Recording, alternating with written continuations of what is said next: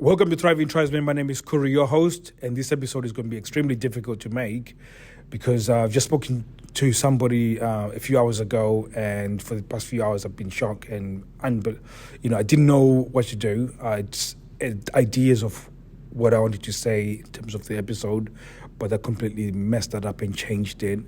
The guy I was speaking to is somebody I've met on a Facebook group, and I was quite active a few months ago. In fact, beginning of this year, I was very active on the Facebook groups, and that's how I was thinking of getting clients. So I was just being helpful, and there was a few people that I started getting into conversations with and helping. When they post, I would speak to them through the comments. And there's one guy who, in particular, I became really good friends with, and we would talk, and then would help out certain people. And so he got in touch with me, and then he was telling me that one of the guys he's passed away. He took his life, and it's a very sad moment. A large chunk of it was that he was already battling some mental health issues, but also the fact that he was they were made worse with the fact that he was in a sexless relationship. So I can't say for sure it was because of the sexless relationship, but it was certainly a key contributor to it. And I know exactly what that feels like when you feel depressed, when you feel unloved, when you feel like you're not being seen. And again, a lot of you guys, I know some of you guys feel like you're married for utility.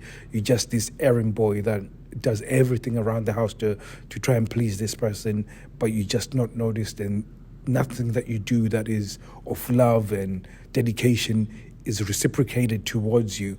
So I can see how it can make you feel lonely. It can make you feel by yourself. And considering the fact that you can have friends, but at the same time it's very difficult to share that you're struggling with the mental health because you're in a sexless relationship, because there's this stigma when it comes to being in a sexless relationship. It makes it seem like you don't have your act together. And again, it's also something that you can't share with your family either, because again, it alters the way your family will view your partner. So it's a very lonely place. And when people go to the Facebook group, it can be liberating to see other people struggling with the same thing.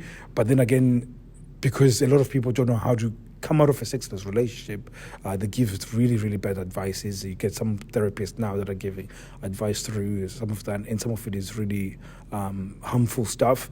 Whereas for us, we find it a little bit it's a bit different. We look at a different approach, and our approach has worked. It's been working pretty well this year, especially with the marriages that we've saved.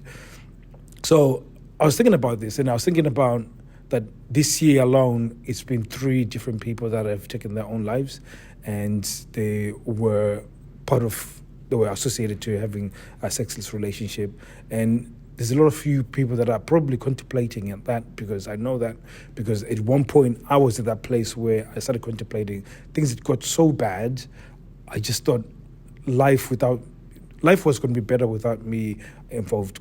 You don't love me, you don't care, and I want to be part of this family, but I don't feel like I'm part of the family. So maybe life is better without me going forward. And again, that was a terrible place to be at. And I started getting these sort of confirmation thoughts about it. But one of the things that saved me and changed me is what I hope I'd said to these guys. In fact, there was a thought pattern that started forming, and that was the thing that saved me. And while I knew that, while I knew what saved me, whenever I got to an opportunity where I was speaking to somebody who was probably at that place, I would say what I think I should be saying, which usually was, you need to get some help.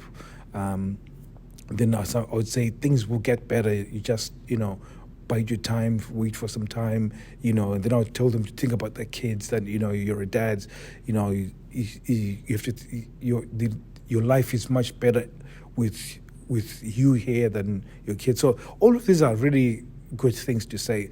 But one of the things that I realized is that none of it prompts action, and not action, but that none of it prompts action right now.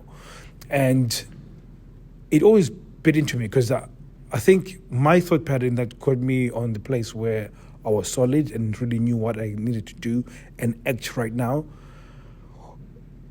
it's something that is very difficult to say to somebody who's already struggling. So because I'm on this side of the podcast and you're on the other side, I'm hoping that if you are struggling with mental health issues and you've entertained the thoughts of suicide and you're in a place where you feel hopeless and you feel neglected, you feel unloved, you feel all these terrible things, I just wanted to let you know that nobody is coming to save you.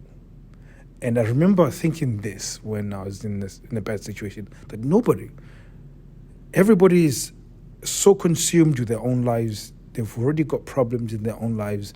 Nobody is going to stop and look and say, you're having some problems, I'm going to make time for you.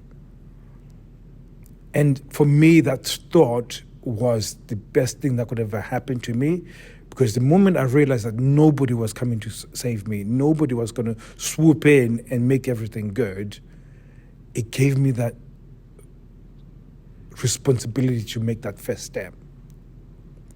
And I wanted to tell you this so you can make that first step, because until you make that first step, nobody's going to save you. Nobody's going to know. Nobody's going to make that move for you. So today I'll encourage you that while you're listening to this, nobody's going to come and save you until you make that move. Whether it be you speak to your best friend and say, you know what, I'm in a sexless relationship and I'm struggling. Or going to our Instagram, thriving_tribesmen, saying, you know what, I'm struggling. I just need somebody to talk to. And we'll talk to you about your sexless relationship and how to build some self-worth around that. And again, if you think that's a sales page, it's no sales page. Literally, we'll do that for free. Because once you realize your self-worth, and this was the thing that changed my life, is that I discovered that nobody was going to come in to save me. I then started making the moves to really building my self-worth. And the first thing that I had to let go was to let go of the fact that how my wife, the way she dictates the sex should not affect the way I feel about myself.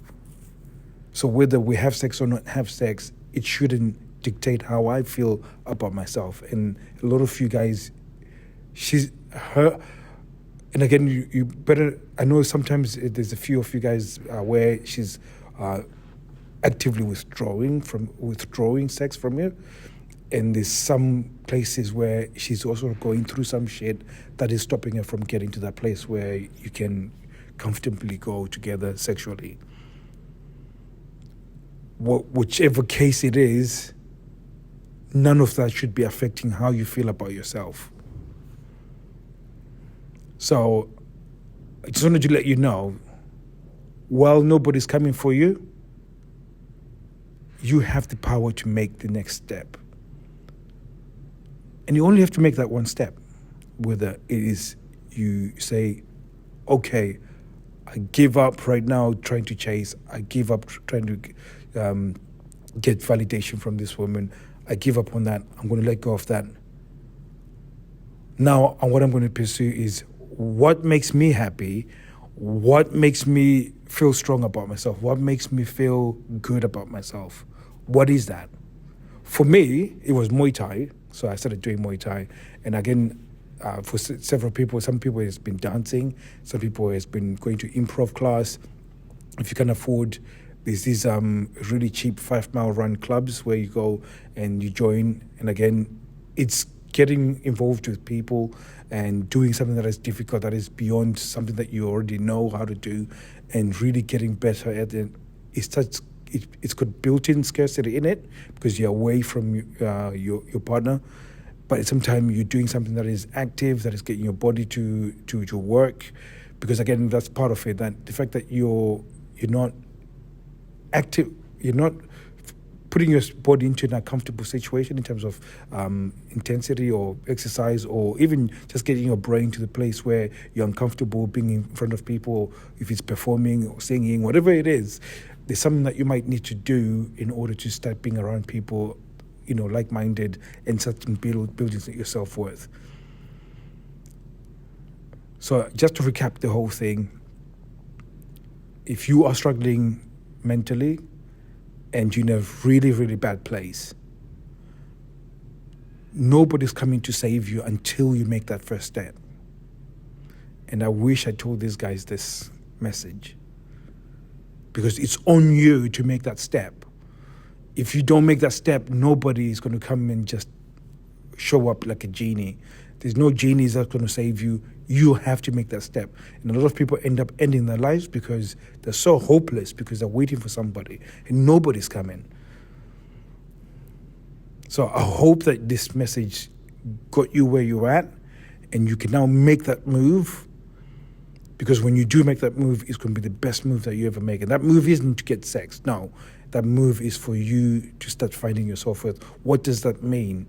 And like I said, I don't know what it is for you, but I know that there's already something that you've been avoiding for many years, something that you thought you might wanted to do, maybe take bike riding, maybe try and learn some motorbiking, motocross, whatever it is, try mountain biking, whatever it is, you're part of a club, it's difficult, and it's going to be good for you. And as you find your self-worth, what you find is that she'll find you attractive for it. And plus the scarcity that's built in what you're trying to do will make you attractive to her.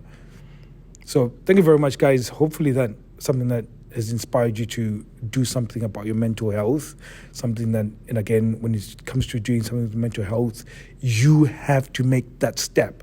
Unless you make that step, nothing is ever going to change. So thank you very much, guys. Speak to you soon. Take care.